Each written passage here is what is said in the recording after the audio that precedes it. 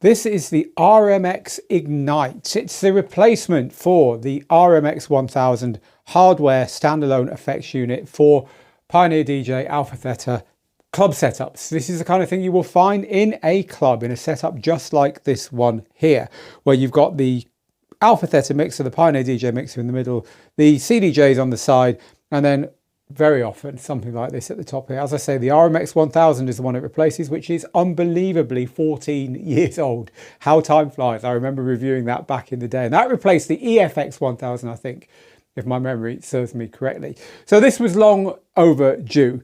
It's got all the things you would expect it to have on a modern unit. So we're talking digital in-outs and all that kind of stuff.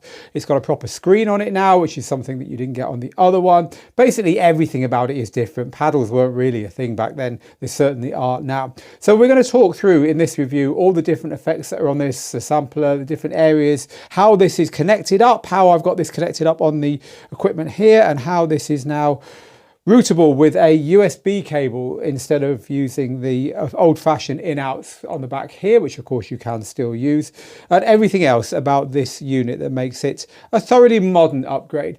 Now the chances are quite high that you're not going to be buying one of these for yourself.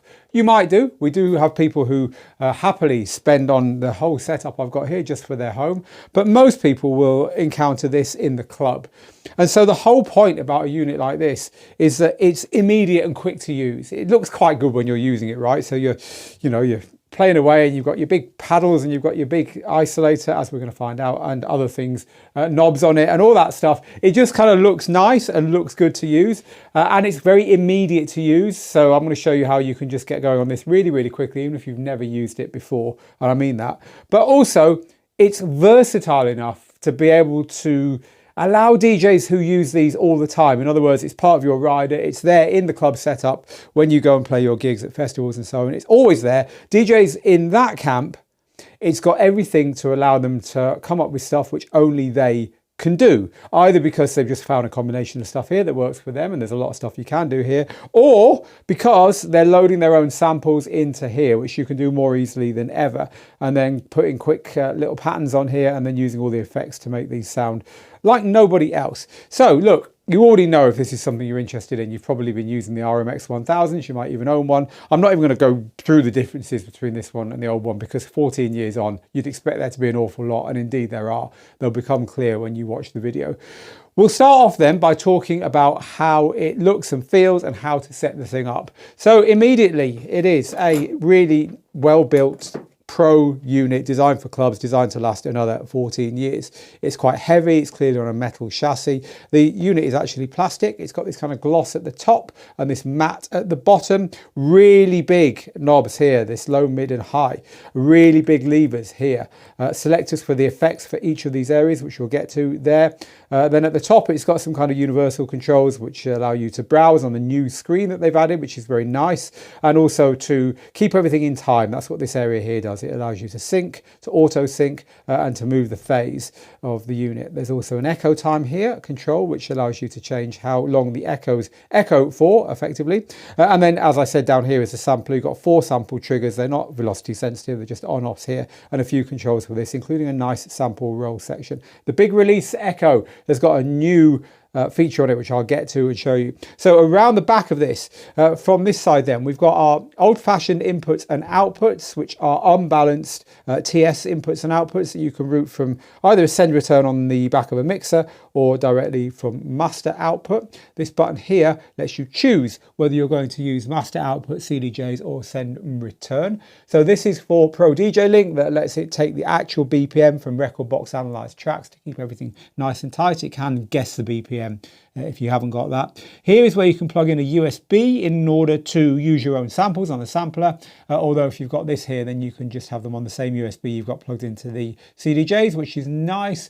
This is the digital input and output, where I've got a USB-C cable. That's the one that I've got plugged in here on the unit down here, so that this means that I don't have to have any analog audio at all plugged in there, which is nice. Very modern. And then also very modern, we've got USB power, and it's got a nice little little clamp there to stop the power accidentally getting pulled out, which is of course worth having. So there is no stand with the unit. I've used a stand that I got from Reloop many years ago to put it up here. As I say, these are going to basically be fitted when you turn up at a club. Anyway, it's just going to be there ready for you to use in a similar position to where I've got this one here. Okay, so to get this unit going, you need to plug it in. Again, you're going to use it as a send return on any mixer that can take that. This is a digital mixer which has a digital send return. It's on the A9. It's also on the V10 at the time of recording this, which makes it very simple to set up. You plug in your cable, you click the insert button, you set it to USB, and then you set the channel you want to send from 1 to 4, the microphone, channel A or channel B, which means that either channel on the crossfader will go to it, or finally, you can just set it to the master output. This is the easiest way by far to set it up. So with an A9 or a V10, you're in there really simply. So let's get some music playing and have a play. Here then are the Isolator effects. These are controlled with the 3 really big tactile, very, very nice knobs here, which also act as EQ isolate. So I'll show you exactly how that works. Well, to start with, we're going to pick the effects down here one by one and listen to them. We're going to start off with the tape echo. I can select a parameter for the tape echo here. So this is the amount of feedback, but you'll hear, even though I've engaged it, nothing's happening. And that's because these have got a click in the middle and they're currently set that way so that there's no effect going at all, even though it's engaged. In order to engage it, I just turn it to the right. So if I want the tape echo with quite a high feedback on the mid, I'll just turn the mid to the right.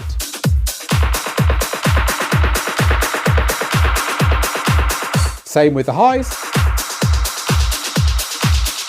If I want to isolate a frequency, in other words, take it out of the mix, I can do that at the same time. I could kill the lows while doing that.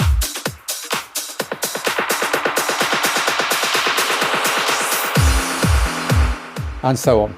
Reverb, a nice big reverb. Again, the sub parameter is decay, so the higher up I have this, the bigger the reverb.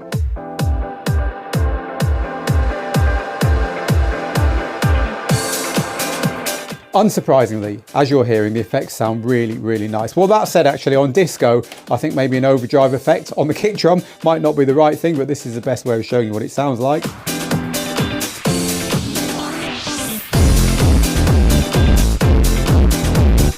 Bit nicer for techno, I'd say that. And then we've got filter, which is a low and high pass filter across all 3 frequencies.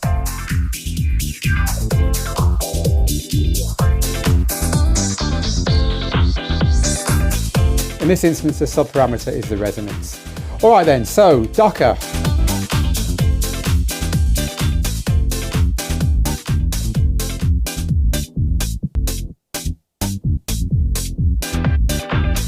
It's basically a transform effect, but curiously, echo time at the top, which I'm going to talk to you about in a minute, which would have affected the length of the echo on tape echo, doesn't work on here. In fact, it doesn't work on anything other than the 2 echoes and another echo style effect, which I'm going to get to. So yeah, that's interesting. I would have thought that that would be more like maybe the transform effect that you have down here, which does have the ability to change the time, but no, it's not the case.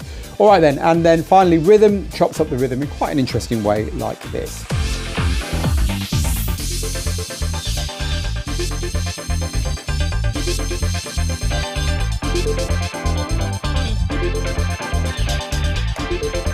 You'll notice that I'm not really doing it on the low frequencies, and that's because I don't think effects sound very nice on low frequencies, and that's part of the fun of this. You can cut the frequencies you don't want and accentuate the ones that you do.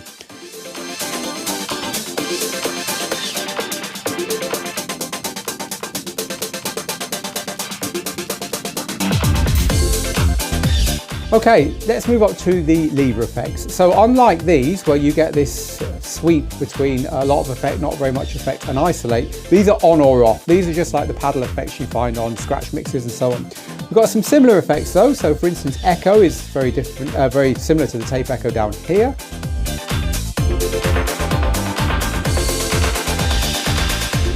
Gives me a chance to show you the echo time here, which is currently set to a quarter, which is why we're hearing a quarter beat echo, but I can set that to a half.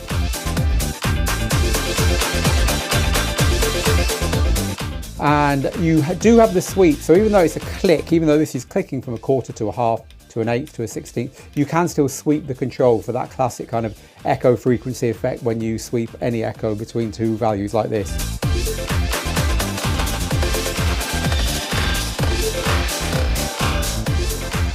Now we've got reverb here as well. We've heard reverb down here, so I won't do that again. Juggle.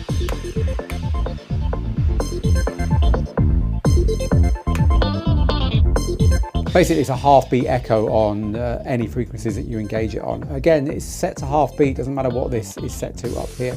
Reverse will reverse the whole track. These have all got sub parameters as well. Normally it's mix ratio wet to dry. So reverse will reverse the whole track, but only the frequencies you select, like this. Let's get that set. So it's going to be the whole sound that gets reversed.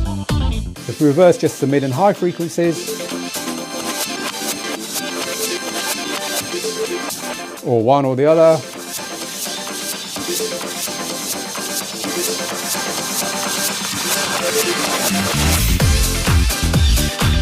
Now solo is quite a nice one. Solo will solo whatever it is that you select while echoing out the rest. And the speed at which it echoes out the rest is what is set by this depth control here. So for instance, if I wanted to just have the hi-hats, just have the high frequencies playing and echo out everything else, I'll select solo and do this.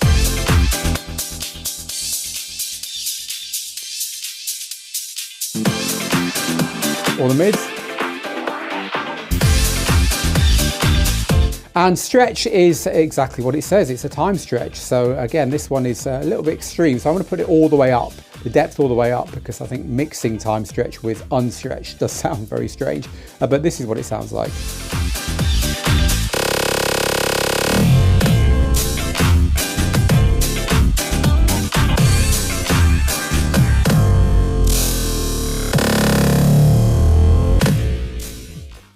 Good luck finding a way to make that sound good in your mixes.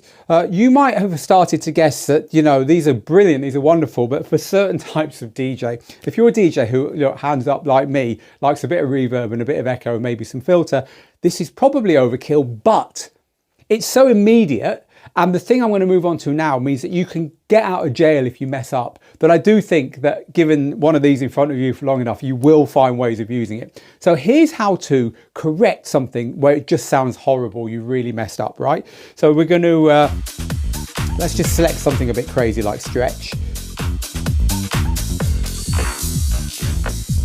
Leave those on. And then I'm going to put something on down here as well. Let's put our ducker on. This sounds blinking horrible, right? If I hold down this, it will very quickly echo the whole thing out.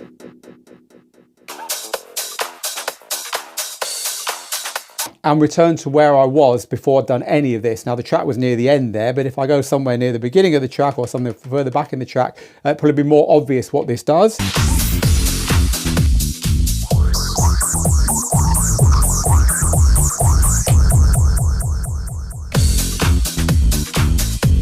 So actually, I came up with something quite nice there, completely randomly, yeah? I told you it can be fun, but this will get you out of it. And what it does is basically echo the whole thing out, echoes out everything that's going on. And when you take your hand off it, no matter what you had set here is just off. It's just turn it off, which is a nice kind of get out of jail button. And for those of you that had the old unit, this has now got a dry mode, and that will only echo out the stuff the effects is doing while leaving the track playing underneath, which is different to how it used to be. Let's just turn a load of stuff on.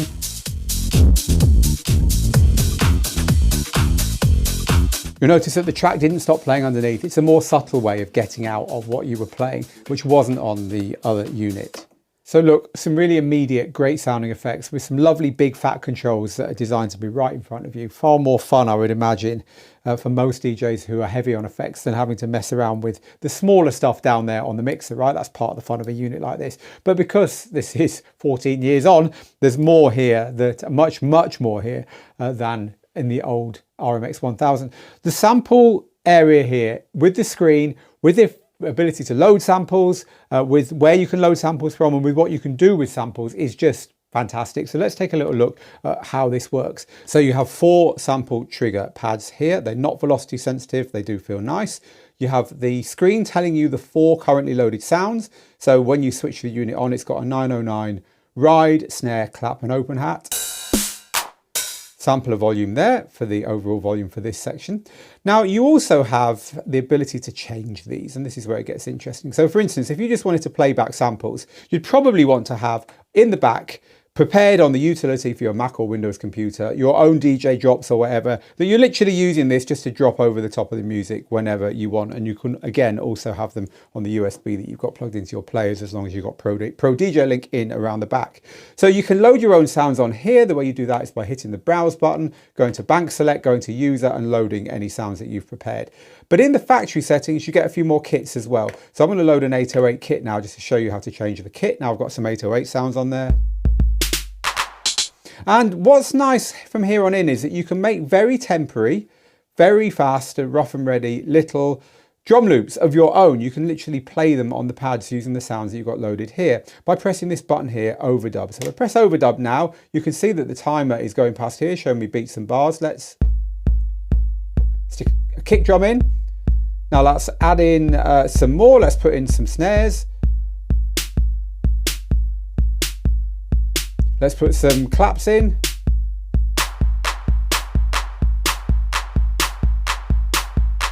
And finally, let's just add in some hi-hats, some closed hats.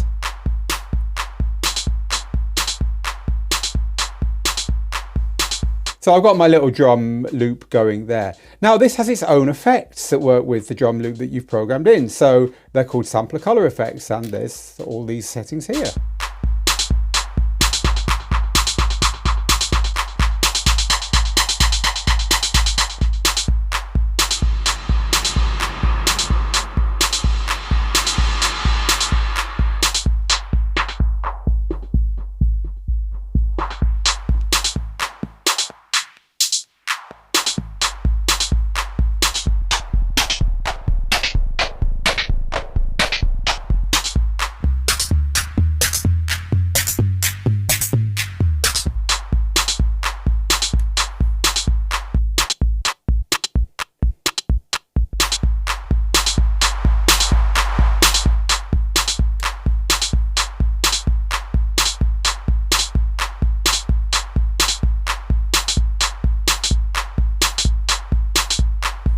That last one introducing just a little bit of swing to make it sound a little bit less robotic, but then we went through the echo, the space, which is a reverb, the filter. The pitch is quite nice. Decay is kind of like gating the sounds or adding a bit of reverb to the sounds. So some useful things there to color what it is that you've done on here using the overdub function. If I wanted to cut any individual sound out of what I've just played, I could hold down the overdub button and press that particular sound and it'll disappear.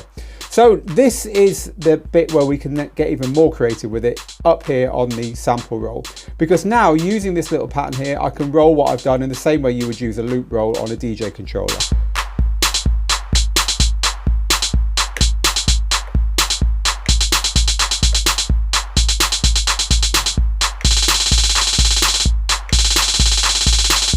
And you can use the hold button as I did there and tap to turn these off, and then tapping it again will turn them on again.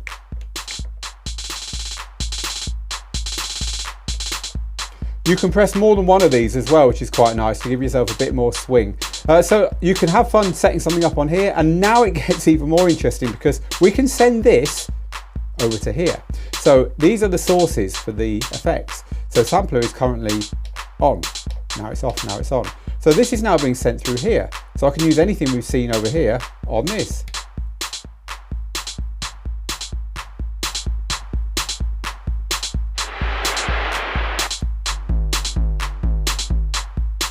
And so on, and the same up here. I've got access to all of these across what we've put on here, and of course the release will work as well. It'll just cancel all this and you're back to normal. And finally, of course, because this is all synced up with what's going on the main decks, I can be playing around here. I can decide where I want to route all this, so I can turn off the effects I've got going on here, so that these effects are only affecting the sampler. They're not affecting the main deck at all. That's because I've turned the input off there. So again, I could just mess around here and find something I like the sound of.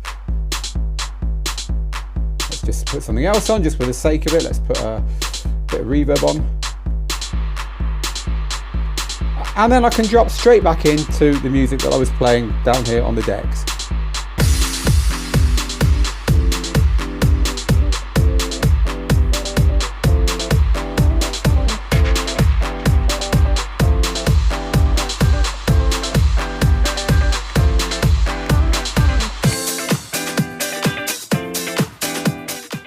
While it's not a full-blown sampler, it's a sample player. You can't sample back to it from the stuff you're doing on the decks or anything like that. As you've just seen, it's a useful little way of doing a whole range of things, not just throwing effects over a channel or the master output or whatever on your mixer, because you could feasibly have that set up as I was just starting to demonstrate there, so that it's playing back, affecting and giving you extra textures in percussion and so on, which you then feed into one of the channels on your mixer and just play over a DJ set. You don't even have to send anything from the mixer to the unit for it to be useful. So I think what they've tried to do here is come up with something which is easy, intermediate and difficult all in one unit. You probably saw there that when I was trying to get the sample roll to work, I forgot to press a button down here to do it, and I forgot to turn off the overdub, so it was actually playing over and over again. You need to get used to what the thing does, right? And so in that respect, it's nice that it's got the big release echo, because you can do that. You can experiment with it and just hit that to get out of it and then come back and have a go next time when you're feeling brave again. It is very useful to have whole different sections with lots of effects. You know, you're getting a lot for your money here. You've got this full sample color effects section here. That's one set of effects. Second set of effects down here. Third set of effects down here. A release effect there. You know, this is cool. Having the screen is really useful because it shows you so much useful information about whatever it is that you're affecting in all the different parts of the unit. So you're not doing all this blind like you were on the old one. I found the fact that it's now synced up really, really nicely to everything that's going on the main decks. And if you've got the tracks analyzed in Rekordbox, this sync button is meaningful because it really will tie tightly to the beat grids of the tracks that you're playing. But it still has that auto and tap if you haven't got synced music. So that would make it quite a useful unit to use, for instance, if you were playing with record decks. You could literally have a very simple mixer and some record decks, and this giving you all your clever stuff as well. Look, it's not even worth making the comparison with the RMX-1000 that came before it, because that one is now 14 years old. This blows it away in every single way. Whether you want this or not depends on your approach to effects, really. I mean, in our school here, we've got DJs like James, who will probably be all over this when he gets his hands on one and plays around with it, because he's going to find it on the big festival stages where he plays worldwide. Luke will probably like it. Jeff probably not so much, because Jeff's more of a traditional effects person who just likes a little bit of echo and reverb and filter maybe, and that's about it. And so it's got a little bit of everything for everyone. It's immediate. The controls are really nice. It's probably going to be in some DJ booths you play in if you play at big stages, festivals, big rooms and so on anyway, so you might as well get your head around it and use it for something or other. But for, I reckon, a lot of people watching this who are kind of high-end hobby DJs, and you're going to know who you are. You've got a CDJ 3000X set up at home, for instance. You're probably looking at this thinking, you know what, I'd really like one of those. And there's nothing wrong with that. It's a lot of fun to use. It's the RMX-Ignite from AlphaTheta. If you want to use it in the way it's intended, currently you need to be using it with the mixer I've got here, the DJM A9 or the V10. They're the two current mixers. Of course, any new mixers at this part of the market that they release, without any doubt, will have the same input here that allows you to plug it with a digital lead into the unit the way I've got it set up here. And you need Pro DJ Link as well to do that. That said, you have got the old analog inputs and outputs. However, they're only unbalanced. So if you're plugging just from a standard DJ mixer that hasn't got an effects send and return, you're going to lose any balanced outputs if you send it through this unit as well, just to make that clear. All right then. Let us know what you think in the comments underneath of the new RMX-Ignite from AlphaTheta. If you would like full pricing, full specifications and a lot more detail about this unit, then there's a link underneath where you can click through to the Digital DJ Tips website, where we've written up a review of this in a little bit more depth. And finally, if this is whetting your appetite for this whole ecosystem of products, this whole way of DJing, which is of course the Rekordbox ecosystem from this company, AlphaTheta, we have a Rekordbox Made Easy course. If you buy anything from the DDJ Flex 4, the tiny little controller at the bottom end of the gear we recommend from this brand, all the way up to a setup like this, you will be using Rekordbox. It's the software that powers it. It is the ecosystem that all this kit belongs to, and you'll need to know how to use it properly to set up things like cloud direct play, which is necessary for what I've been doing here, where I'm getting my music directly from a master library in the cloud, and a lot of the other features that we're assuming you know about to make the most of this. So Rekordbox Made Easy is your course. You'll find it over at the DJ School courses page on digitaldjtips.com. So from me, Phil, in the studio, again, let us know what you think. But for now, get good, get out there, make the moments, and I will see you very soon. Bye for now.